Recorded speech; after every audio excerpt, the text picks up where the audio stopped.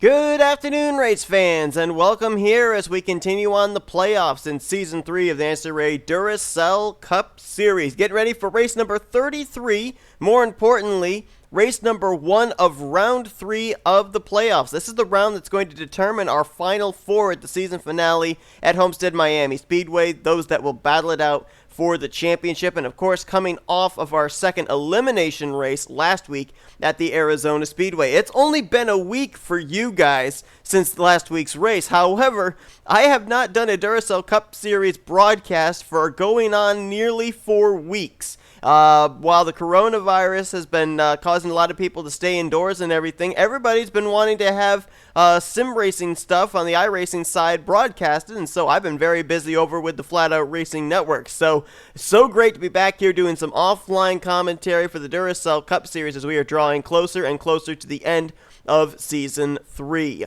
On the pole position for today's race here at Boston International Speedway is going to be the number 9 Mountain Dew Dodge Challenger of Ryan Brommer. Brommer, of course, was eliminated after the first round of the playoffs, and starting second and third, 2 of the 4 drivers that were eliminated after last week's race at Arizona Speedway, which was an unbelievable race in terms of fuel strategy. And a lot of drivers looked like they were going to be in. All of a sudden, they were out, and a lot of drivers looked like they were out, or all of a sudden were in. But K Batson, who's going to start this race from second, and Dylan Young, 3-time winner, who's starting third, they were eliminated along with Austin LaPlante and our regular season champion, Jack Mitchell.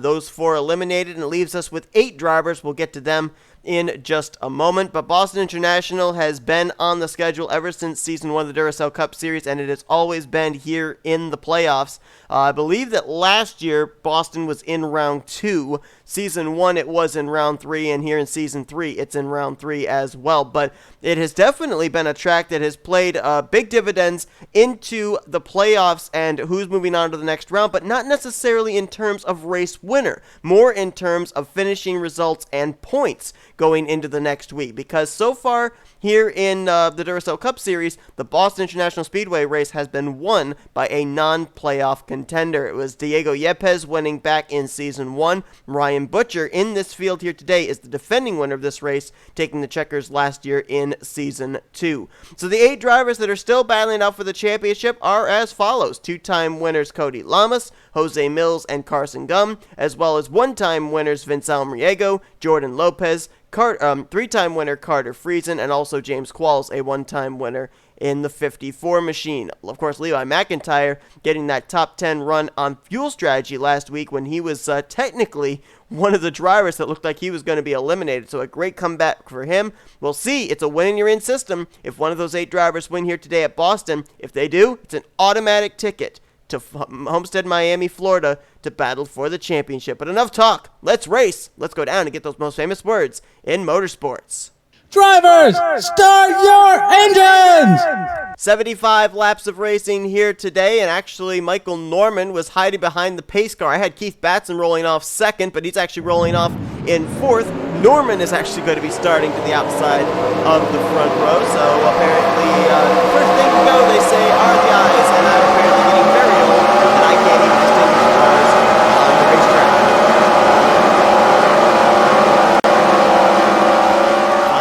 You saw there the rise of Nathan Hudson and Carson Young, so we'll have to see if Carson's going to be able to work his way up there, one of our 8 playoff contenders. This track is multi-groove. We're going to see a lot of drivers try and conserve their tires. If they overdrive the corner, they're going to go drifting all the way up to the wall. And the question is, how much green flag racing will we have here, with it being our first playoff race of round 3. Green flags in the air. Let's go racing at Boston.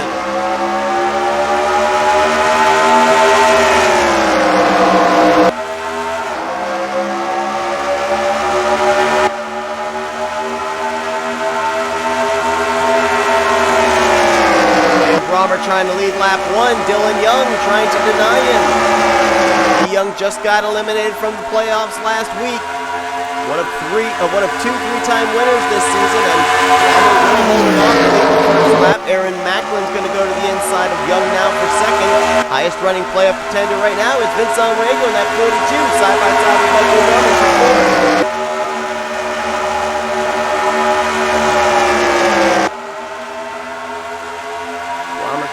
show the way. Macklin moves to second, Young to third, Almariego to fourth, Batson out for fifth, Benny Watson and N Ormond, and there's J Qualls. Another of our playoff contenders. Right behind him, the defending winner of this race, Ryan Butcher with 78. C Almariego up there, up the track, Norman up the track as well. As long as you can keep yourself in the dark gray, you may not lose that much position. You overdrive the corner, go into that light gray right there like Almariego did. That's going to lose you a lot of momentum in the corner. You can see Michael Norman got a huge run, thought about going through wide and had to back out of it, or else that might have very well been a wreck. C Friesen's now going to work his way up into the top 10, following in the tire tracks of J Sandfer. I believe he just moved up to 8th with Friesen. He got 4 spots on that one lap. And that's what you're going to see here, especially early on the fresh tires. Drivers trying to make as many positions up as they can, because if we get into a long green flag run, when that right front especially starts to heat up, these drivers are going to find it even more difficult to make passes. Single file all the way back to about the 10th position, then it's side by side for 11th. Now it's a battle up here for third. Benny Watson looking to the inside of Dylan Young. Looking for his first win of the season. And right behind him, Ryan Butcher in the 78, also looking for his first win. Qualls right now the highest running playoff contender. That could change shortly as K Friesen is going to get a nice run under J Sandfer. Qualls going to make a pass on Dylan Young around the corner wide, and now it's nose to tail between Friesen and Qualls, the highest running playoff driver. Caution is out. First time today. Spin out of 4, and you can see the smoke and skid marks on the front straightaway into turn 1. And Phil Parker and Cole Baker are 2 of the drivers involved as their cars are smoking on the apron. Marcus Sacchi, the 21, involved as well. Somebody else was in it. Jack Mitchell in the 0-1 machine, who just got recently eliminated from the playoffs last week. 4 drivers with a lot of damage there. The 0-1, the 21, the 11, and the 74. None of them, however, are playoff contenders. Near the beginning of the playoffs, when you have 16 drivers, you have pretty good odds that if a wreck happens, a playoff driver is going to be collected. But now there's only 8 drivers left to compete for the championship. Let's actually look towards the rear of the field to see if anybody else got damage. Yep, Mitchell Collins in the 22's got some damage. My McIntyre is back here, but I don't really see any damage on that Sprite number 99 Ford Mustang, so he might have gotten through unscathed. We'll find out if that's the case or not. At least 5 drivers with damage, 4 of them extensive. First caution of the day comes out around lap number 8 here at Boston, as Ryan Brommer shows the way. Incident's going to start with the 11 of Cole Baker. That's Austin Kolano, the rookie, to his inside, and it looks like Kolano just kind of overdrove the corner coming out of exit. Car pushed up on him. He gets into Baker's left rear, spins him down to the apron, and you'll notice that unfortunately what goes down is usually going to come up with the banking of this track, and I think Mitchell Collins may be the first one that gets tagged here in the 22, right in the driver's side door. He goes up and gets Jack Mitchell, and then Phil Parker is the one that hits Cole Baker, and he gets sent up into the 21 of Marcus Sacchi. I think that they continue to wreck up here. I think that I think if we notice here that Mitchell is going to get hit right there by the 21, and that's how the 2 of them got even more damage. I think that Mitchell and Sacchi would have been able to continue with the damage they had originally sustained had they not made more contact. So really just a 5-car incident there, amazingly enough. Brings out the first caution of the day, but more than likely it's going to take at least 4 drivers out of this race. But none of our playoff contenders were involved there. Levi McIntyre was behind it. Cody Lamas was just in front of it. But none of our 8 playoff drivers got any damage with this first caution at Boston. And indeed, 4 drivers are back in the garage area. If you notice a little bit of a difference in the sound, I realized that I had my volume mixer incorrect. So apologies for that at the early portion of this race. Anyway, out of the race, Jack Mitchell, Cole Baker, Phil Parker, and Marcus Sacchi leaves us 36 drivers still running, all on the lead lap, as Ryan Brommer will get us back underway over rookie Aaron Macklin. Benny Watson's third, Ryan Butcher in fourth, J Qualls will restart in fifth, Rest of your top 10 right now going to be Carter Friesen, Dylan Young, Charles Sandfer, Michael N Ormond, and Jordan Lopez has now cracked the top 10. He'll restart 10th. 3 of our playoff contenders right now up inside of the top 10.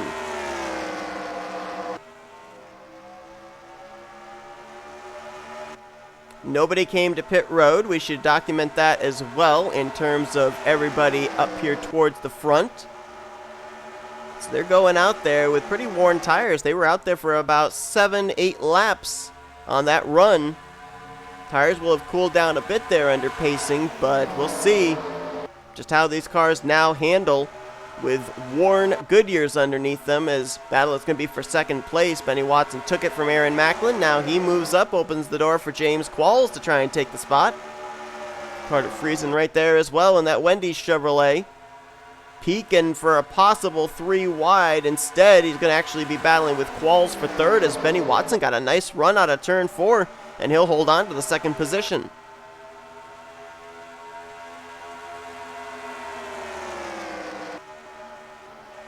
There's the 38 of Jordan Lopez.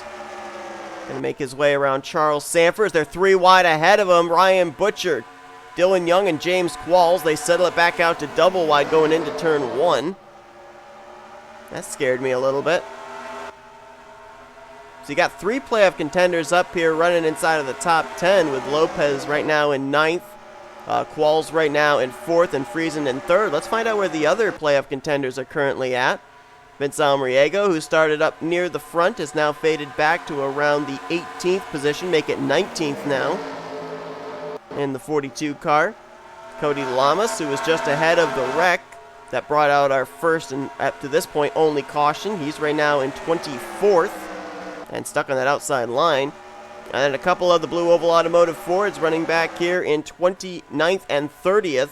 That's Levi McIntyre and Jose Millz. And then there is Carson Gum, who started this race from, I believe it was the 39th position. He is currently back, scored in 35th spot at the current point in time, next to last car running on the racetrack. Carter Friesen got around Benny Watson for second. Qualls followed him up to third, and now Friesen's going to try and be the first driver to put the pressure on R Brommer for the race lead. I mean, Carter Friesen, I don't know what's happened to him here in the playoffs, but he started off the first round of the playoffs with a win at Richmond. That automatically locked him into the round of 12. And then we moved on to the round of 12, and he won the second race of that at Lime Rock. That locked him into this round of 8. So if Carter Friesen wins here again, it's an automatic ticket to Homestead Miami for Carter Friesen. And let's not forget that Carter Friesen lost out on the Season 1 Duracell Cup Series Championship at Homestead Miami Speedway by 1 point. 1 point to Chris Dollerton. So that definitely has been something that's kind of stuck in his craw ever since that Homestead race. And I think that with what we're seeing out of him, especially during the playoffs now, I think that he's on a road to redemption. He and Chris Dollerton will actually be able to maybe rekindle their rivalry in a couple of Duracell Cup races next year. As it was announced, Chris Dollerton, the Season 1 champion, will be returning in a non-charter ride for Michael Norman Motorsports. So the races that Dollerton makes, he and Carter Friesen will be able to battle it out amongst each other. Right behind him, though, James Qualls there in the 54, trying to make his way into the Final Four at Homestead. Qualls has never been in the championship battle in the Duracell Cup Series. He did make the playoffs back in Season 1 after a Martinsville win, but he got eliminated either in the round of 16 or the round of 12. I don't think he made it to the Elite 8 that season. So this is the furthest that Qualls has made it in the playoffs in the Duracell Cup Series so far. But now he's got a challenge from Ryan Butcher. And of course, Ryan Butcher able to go back through his race-winning notes from last season, trying to see if he can find victory lane for the first time this year. So far, in the past 2 seasons, he has been to victory lane at least once. Season 1 when he drove the 24, and last season, of course, when he started up this team of Auto Junction Racing. I think he was a 2-time winner last year. Another driver that's working his way up there is N Ormond in the 41. Now behind his teammate J Qualls for third, as I think we got a battle for the lead. Friesen ran turn 3 a little too wide. R Brommer kept it hooked on the bottom, and he's going to try and take the race lead. Good run for quite a number of the Joanna Atwood Motorsports cars. You got Qualls and Ormond up here, and then not too far back, you've got J Gardner in the 14. He's now working his way around J Lopes for 6th. As our pole sitter Ryan Brommer all of a sudden is fading back. He's fallen to 9th. J Shelton trying to reel him in. Actually, you make that 8th for Ryan Brommer. Shelton's the car that's currently running in 9th place. And A Macklin right there as well. As battle's going to be for, I believe that is the 3rd spot. Qualls going to take it from Friesen, who right now is kind of getting the sucker hole treatment, if you will. Being trapped on that outside line and trying to find his way back in. He's getting freight trained. He finally tucks in front of Benny Watson as battle for the lead is on again. This time it's going to be Ryan Butcher and N Ormond. And I think we're seeing now, as we've gotten into a rather good long run, we're starting to see as the tires wear and the grip goes away, drivers finding it difficult to hold the bottom, even if they're out there in front. And we've had more lead changes now in the last, I would say, 7 laps than we've had in the first 20 laps of this race. J Gardner continuing to march to the front there. Gardner, of course, last season got his first career Duracell Cup Series win at Dover. And Gardner comes into this race 30th in the point standings, looking for his first win of the season here in Season 3. One driver that's fading and fading fast is J Lopes. He's now dropped outside of the top 10, and he was up as high as 4th place just moments ago. K Batson trying to work his way back up to the front after starting in the 4th position. It's a battle between himself and J Shelton for the 8th spot right now. J Gardner making a move on Benny Watson for 4th.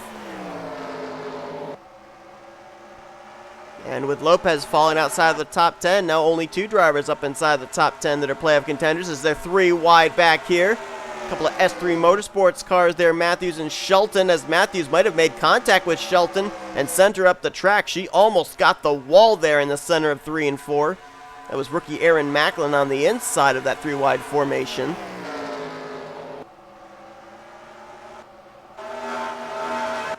And Levi McIntyre has worked his way up towards the top 10. He's now up to 14th place. And remember last week, Levi McIntyre came into that elimination race, if I recall correctly, 12th out of the 12 playoff contenders.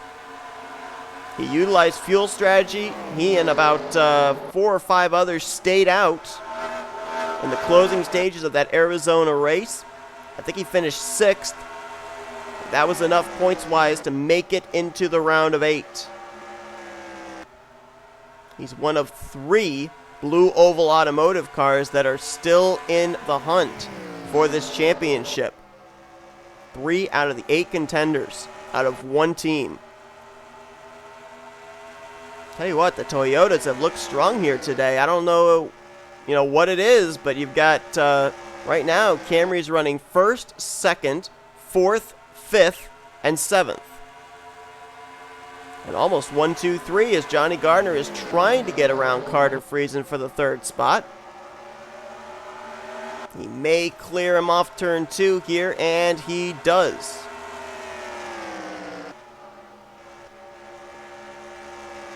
Meanwhile, as N Ormond and Ryan Butcher try and gap themselves back to 3rd place, we have had 1 caution so far in this event, but nobody came to pit road. So how far can these guys go? I don't think they can go the full 75 laps. That's 75 miles they would have to make on 1 tank of fuel. I don't think they can do it. So when did they decide to come to pit road?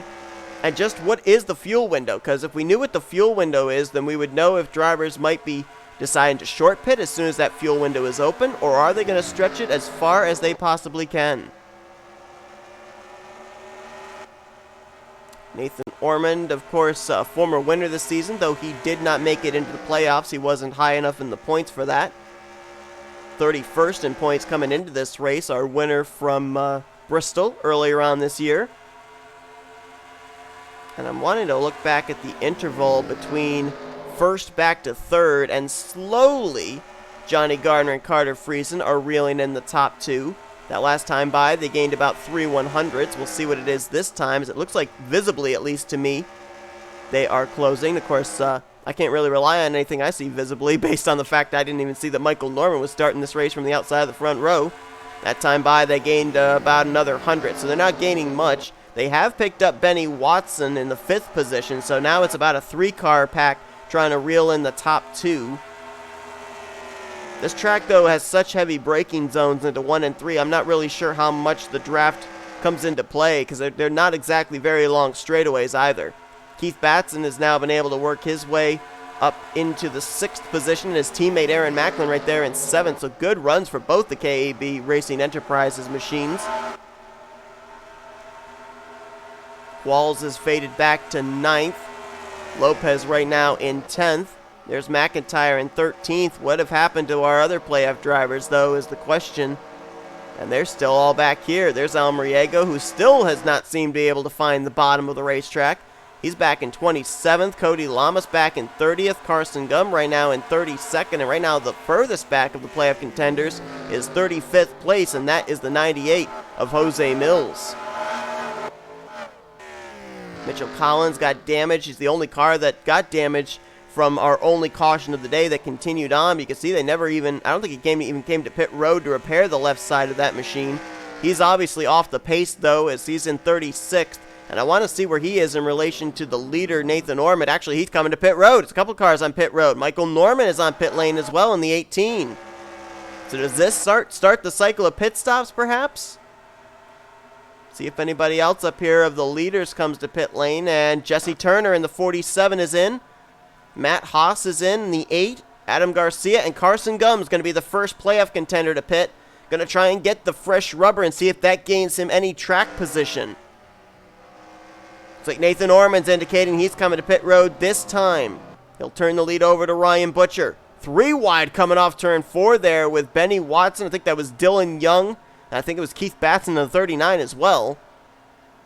Levi McIntyre's in. Austin Kolano, Shelton, Smith, Ryan Acosta, Matthew Rodriguez, Cody Lamas, Vince Almariego, Jacob Thibodeaux, Cole Deaver, and I believe that is William Brock in the 88 also on pit lane this lap. Nathan Hudson in the 24 also, as now Butcher comes in this lap, turns the race lead over to Carter Friesen. Butcher's followed by Batson, Macklin, Gardner, Watson, Qualls, Brommer, Mathews, LaPlante, Lopez, Belding, Rogers, Dylan Young.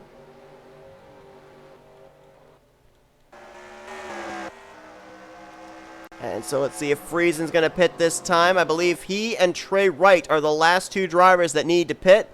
And here come the 37 and the 28. This will complete the cycle of pit stops.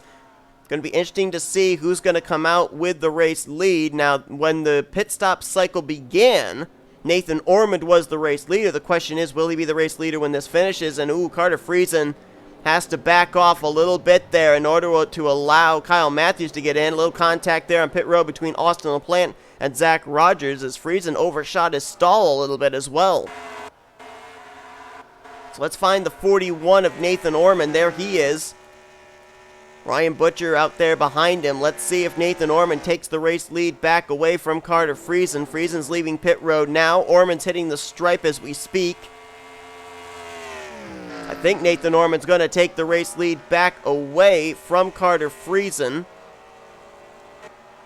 As there's Friesen leaving pit road, so that should cycle the 41 Burger King Toyota back to the lead. Look at Dylan Young. He's about to go a lap down in the 2 machine, and that's a driver that started this race up. I believe he rolled off the grid from 3rd. All of a sudden, he's going to be trapped a lap down. Benny Watson in the 75. Ryan Brommer in the 9. They're still sitting on pit lane. What if there were some pit road incidents that we didn't know about that caused them to have to stay in their stalls for longer? See who else might be sitting on pit road. There's the 9. There's another car there. Who is that? Oh, that's Watson, the 75. I thought there was another car there, but apparently not. It's like those are the 2 drivers that are sitting on pit road, and I don't know if it was a pit road incident involving the 9 and the 75 with some other drivers or not. But Brommer, who started this race from the pole, Benny Watson, who was up in the top 5 when the pit stop cycles began. Both of them not the Boston race they were looking for, as we still got a ways to go in this event too. We've just now completed a round of green flag pit stops, which I think should see us to the finish, but that finish isn't going to be for another 27 laps. So let's cycle around who we've got where now as N Ormond shows the way. Second place is Ryan Butcher. Austin Kolano, whose contact started the only caution of the day, is now up to third. Keith Batson's in fourth. Jessica Shelton in fifth. Jesse Turner, who was one of the first to hit pit road, is now up to sixth. Levi McIntyre seventh. Eighth place is Charles Sandfer. Ninth is Michael Norman. And right now completing your top 10 is Aaron Macklin. 11th is Matt Haas. 12th Ryan Acosta. 13th will be Patrick Smith. 14th is J Qualls. Carter Friesen, we saw him overshoot his pit box. He's now dropped back to the 15th position as Benny Watson just now leaves pit road. T Wright 16th. 17th is J Gardner. 18th place is going to be K Mathews. 19th A Garcia, and right now in 20th is Carson Gum. He's about to lose that spot to Jordan Lopes, but coming to pit road early actually looks like it did gain Carson Gum some spots. For the moment, he moved from about 33rd up to 21st, so pretty good net gain here for the 19s. We got a spinner. Someone spun. Oh, it was Michael Norman. He got Carter Friesen, K Mathews, A Garcia, and there's Carson Gum involved as well. Cody Llamas plows in, and they're still piling in. Ryan Brommer, Deaver, Almariego. That's at least 3 playoff contenders involved in this wreck that I just saw. Caution's going to fly for the second time here today, and this was a big one. Another playoff contender, J Millz, was involved. That's 4 playoff drivers. Matthew Rodriguez was involved. K Mathews. We're looking at J Gardner limping his Nutrichomps Camry to pit road. Michael Norman was the car upside down. He, I believe, was the car that was spun as well out of turn 2. Ryan Brommer, the pole sitter, is collected. Nathan Hudson's got rear end damage. Zach Rogers, I know, was in it. Cole Deaver, I know, was in it. Cody Llamas, that car looks relatively clean, but I do know he got some damage out of that wreck. And probably the last guy that wanted to see that caution was N Ormond, because he had a pretty good lead and a lap machine between himself and Ryan Butcher. Now he's going to have everybody back on his bumper. And the question is, do these drivers now, I mean, they were only on pit road about 4 or 5 laps ago. Do they come to pit road, get fresh rubber again to see themselves to the finish, or do they keep their track position? I think you're probably going to see most of your drivers at the front stay out. But for now, let's go back and see what brought out this most recent caution of the day at Boston International. Battle for the 9th position at the time between Michael Norman and Aaron Macklin. And let's see what happens exactly here. Norman loses the spot. And are they going to be 3 wide coming off the corner, or does... Oh, wow. You know, it looks like Michael Norman got loose. Looked like the back end of that car was coming around on him. He turned hard left, and he actually came down across the nose of Matt Haas. There was nothing that Haas did wrong there. And then the 2-time winner, Michael Norman, comes up the track, and he's going to get playoff contender Carter Friesen hard in the driver's side door. T Wright, J Gardner, nowhere to go. The contact there, the hit from K Mathews, flips the 18 over. A Garcia, nowhere to go. Look at Jordan Lopes on the apron, just skid through. And then further back, there's Carson Gum. He gets nailed by Benny Watson. He flips upside down. There's where Cody Llamas got involved. K Mathews got sent up into the wall again. I don't know who hit him. LaPlante's going to get on the brakes to avoid, but J Millz flies into the back of Nathan Hudson. And then they just kept piling in. Cole Deaver never slowed down. Ryan Brommer and V Almariego come flying in, along with Matthew Rodriguez in the 57. I want to go back here and see with the 09 of K Mathews who it was that got into the back of him and sent him back up into the wall. And it might very well have been J Millz. There's Norman flipping. Now, I saw the 09 get shot back up the track again. Wow, Charles Belding, nice job avoiding. Oh, it was Matthew Rodriguez that nailed the 09. He comes down and gets into Zach Rogers that collects the 6 in the wreck. Then Brommer comes flying in. V Almariego, Ooh, boy, there's a couple of playoff contenders there that I know got pieces of the incident, but they might be okay. Almariego didn't get a whole lot of contact, and neither did J Llamas. So those two might still be able to continue, and they may not have that much damage. But the ones I would definitely be worried about, Carson Gum in the 19 would be one of them, and J Millz in the 98 would be the other. Because I think those two have terminal damage, and the both of them are going to find themselves very much so behind the 8-ball going into the next two races here of this third round at a wild card race of Armory Digital and, of course, the tire-eating Rockingham. But for now, our second caution of the race is out. Let's go to live action and kind of evaluate the damage sustained by drivers here and set ourselves up for what will be a restart probably with about 20 laps to go. Well, I said that Carson Gum and J Millz would probably be out. Another driver that got some pretty hard contact was Carter Friesen. He's the one that Michael Norman tagged when he slid back up the track, and he is out of the race, finishing in 27th. J Millz will finish 28th. Adam Garcia, K Mathews out of the race as well with Michael Norman and T Wright. Carson Gum looks like he's going to be the lowest finishing of the playoff drivers here today. 33rd is where he'll finish.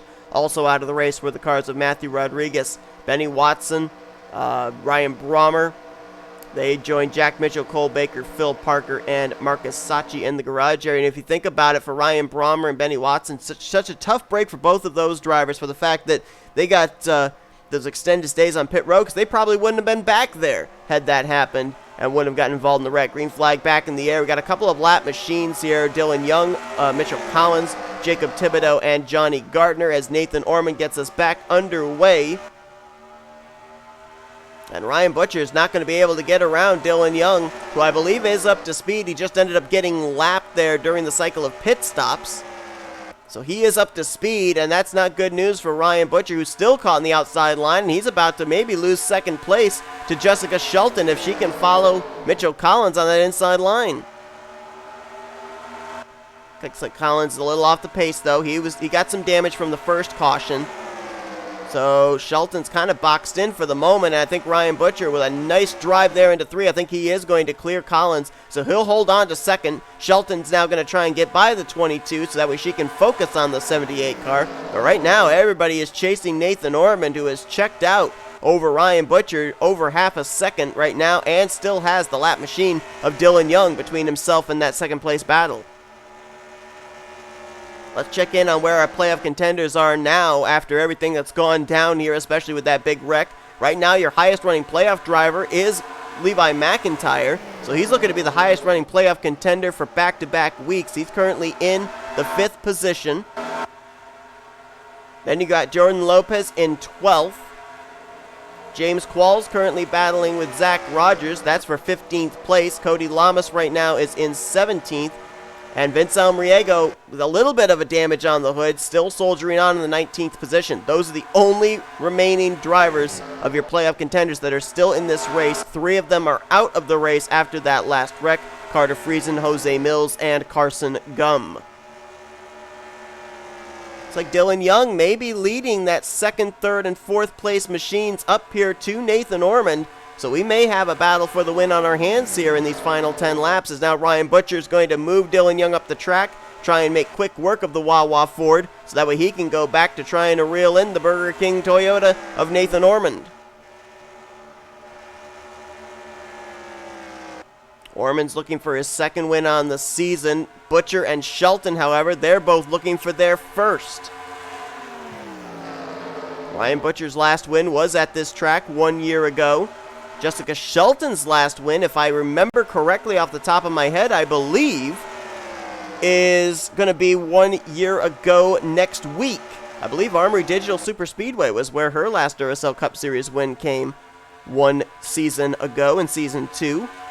I'd have to check my facts on that, but it seems like that is correct. And Shelton going to make quick work there of Ryan Butcher. Shelton was outside of the top 10 before we went into that last long green flag run and worked her way up to around 7th position. So she's got a good car on the long run. And with her being able to make the pass there on Ryan Butcher, let's see if she's got anything for Nathan Ormond. S3 Motorsports only has one win this season, Charles Sandfer's victory at ISM.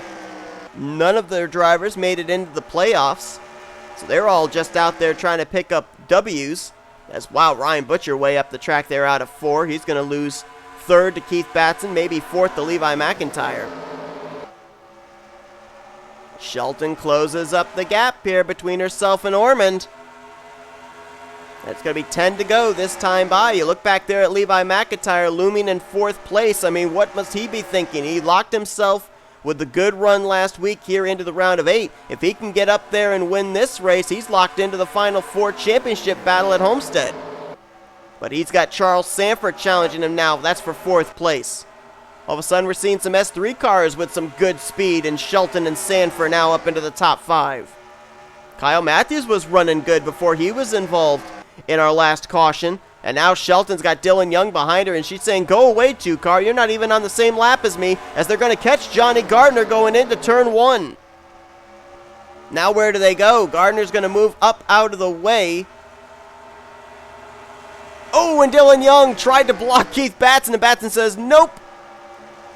He's going to move Dylan Young out of the way. Dylan Young's trying to race it up here with these guys on the lead lap, as he's currently a lap down, and I don't think these lead lap cars really appreciate it. 3 wide. Turner's going to pass 2 for the price of 1. And that was an exchange for 5th between himself and Levi McIntyre that just went on right there.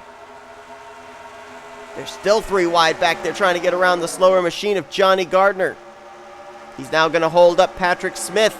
Smith and Kolano side by side there, the 2 that are really still left in the hunt for the rookie points battle, although Kolano comes in with a 10-point gap over the 77. As far as the rookies' standings are concerned. It's now Toyota, Chevy, Ford, Chevy, and Ford, your top 5. Shelton looked like she was reeling in Nathan Ormond, and now all of a sudden is kind of backed off. I don't know if maybe she used up her stuff trying to get up there to the 41. Meanwhile, behind them, battle is on for 3rd. Charles Sandfer to the inside of Keith Batson. Sandfer may have the fastest car in the top 5 right now. Easily passes Batson for the position. I mean, these guys up here, Ormond and Shelton, they ran 23 3s. Sandfer last time by ran a 23-1. Let's compare lap times again here, as it's going to be 5 laps to go. Does Sandfer have enough time to catch the top 2? 23-3 for Ormond, 23-3 for Shelton, 23-1 again for Charles Sandfer. And he has caught the top 2. Now, if he gets to Shelton, how much of a fight is she going to put up? Because that could actually help Nathan Ormond based on the fact we've only got a handful of laps left to go. Sandfer to the inside of Shelton heading into turn 1. He may have her before they get out of turn 2. That's teammates for 2nd. And Shelton can't put up a fight in that top side. Sandfer clears for the 2nd spot. He's going to have about 2.5 laps to work with here to try and pass Nathan Ormond for the race win. Can Ormond hold Sandfer off? Both of them former winners this season. Ormond at Bristol, Sandfer at ISM. Sandfer might have used the bumper a little bit there going into turn 1, and he's going to take the race lead out of turn 2. Shelton's going to follow in his tire tracks, try and make it an S3 1-2 finish perhaps. 2 laps to go here at Boston. Charles Sandfer, a West Coast driver trying to win at an East Coast track.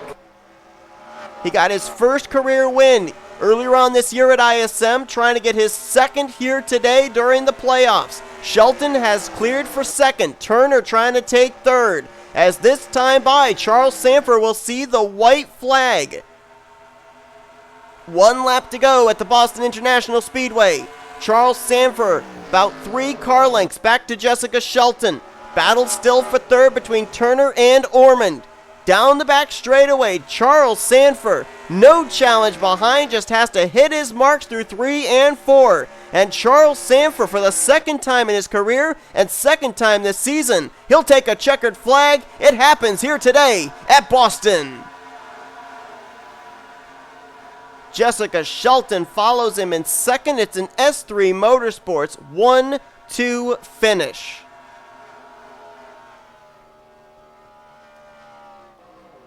And Charles Sandfer becomes the latest driver to have multiple wins here in Season 3 of the Duracell Cup Series. At this point in time, it's still questionable on whether Charles Sandfer is even returning back to the S3 Motorsports team. Shelton, Mathews, and Deaver have all confirmed they're coming back, but what about the now two-time winner Charles Sandfer? We don't know. Maybe things will change between this week and next week, but for now, Charles Sandfer is going to enjoy his second career victory. He came into this race mired down 37th in the points. His ISM victory, he wasn't high enough in the standings for it to count towards a playoff spot, but now Charles Sandfer at least can checkmark another thing on his to-do list, and that is be a multi-time winner in a single season in the Duracell Cup Series competition. As he and Shelton bring it home 1-2, Jesse Turner fought his way up there for third. I almost wonder if Turner had had a couple more laps, if he might have been able to get up there and challenge Sandfer, because those two seem to be the fastest cars on the track in those final 10 laps. Keith Batson brings it home with a solid fourth-place run after getting eliminated from the playoffs last week. Nathan Ormond's going to finish in fifth. Non-playoff contenders sweep the top five. Your highest playoff driver was Levi McIntyre, finishing in sixth. So he's going to have a nice little points cushion going into Armory Digital next week. Aaron Macklin will finish the second highest rookie behind Ormond. He'll finish seventh. Patrick Smith, another rookie, in eighth. His teammate Ryan Butcher there in ninth. And Jordan Lopez with the second and last playoff contender to finish in the top 10, finishing in that 10th position. Where'd the rest of the playoff contenders finish? Well, J Qualls finished 13th and Cody Lamas 15th. So those four look like they right now would be in good shape to maybe points-wise get their way into the Final Four. Of course, we still have two more races here in this round. V Almariego, even with the damage, was still able to finish in 19th place. And then the other playoff contenders all finished behind the wall. Friesen in 27th, Millz in 28th, and Carson Gum in 33rd. Those three really going to have to utilize Armory Digital next week to maybe try and bounce back, get themselves back into contention for a spot in the Final Four. 22 cars finished on the lead lap. Out of 26 that were running, we had only 2 cautions, but the second one certainly was a big one and took out 3 of our playoff contenders. The other one took out 4 drivers in the early portions of this race. But it's Charles Sandfer raising the trophy here today at the Boston International Speedway. Hope you guys enjoyed today's race. If you did, be sure to give this video a like, subscribe, and become part of the crew today. We have shown you your full finisher results, and these are what your point stands and your updated playoff points look like going into next week at the Super Speedway of Armory Digital. Talk about a wild card race to set us up for our final elimination race at Rockingham, North Carolina, at the North Carolina Speedway. Until next week, though, I've been Seth Cole. You've been watching a production of the NCRA Offline Racing at its best. So long from Boston.